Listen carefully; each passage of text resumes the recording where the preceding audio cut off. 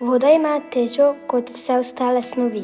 Voda se preliva, če površina ni ravna, vedno teče navzdol. Podobno deluje vodovod. Če hočemo, da se voda dvigne in teče iz pipe visoko v bloku, mora biti nekje višje tudi zbiralnik vode. Če tega ni, so potrebne črpalke, ki črpajo in potiskajo vodo navzgor.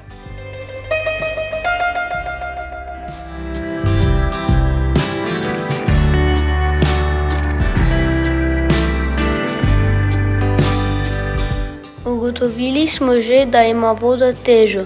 Z globino teža vode narašča, s tem pa tudi tlak, ki tiska na dnu. Si predstavljate, kakšna teža pritiska na potapljača 10 metrov pod vodo? To se seveda izkorišča pri mnogih stvareh. Ena izmed njih so tudi hidroelektrarne, kjer z gradnjo jeza omogočijo višji tlak za pogon turbin. Tako ogromna teža vode ustvarja močnejši pritisk. Curek je močnejši, turbine se vrtijo hitreje, proizvaja se več elektrike.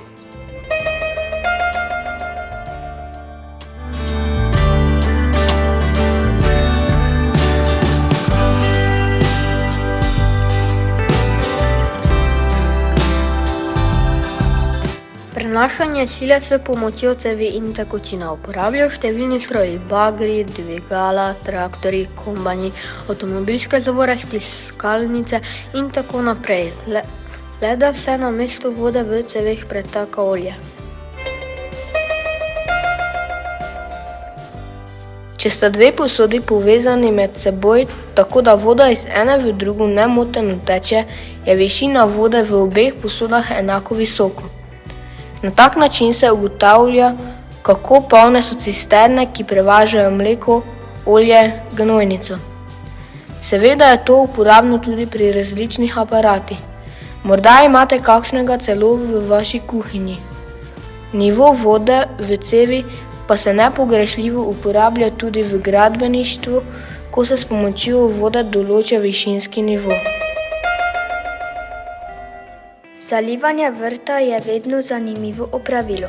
Cev, na kateri je nastavek z ozko šobo, nam omogoča, da voda ob enakem pritisku teče s tanjšim curkom, toda hitreje in bolj daleč.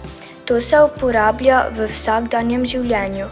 Pranje avtomobila, zalivanje vrta, tudi gasilci na tak način dosežejo ogenj, ki je oddaljen zelo daleč od njihovega vozila.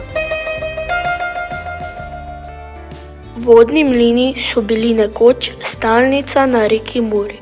Brez njih si življenja ni bilo mogoče predstavljati. Mleli so moko, žagali les, danes pa mlinom podobne naprave, ki se imenujejo turbine, poganjajo generatorje, ki delajo elektriko.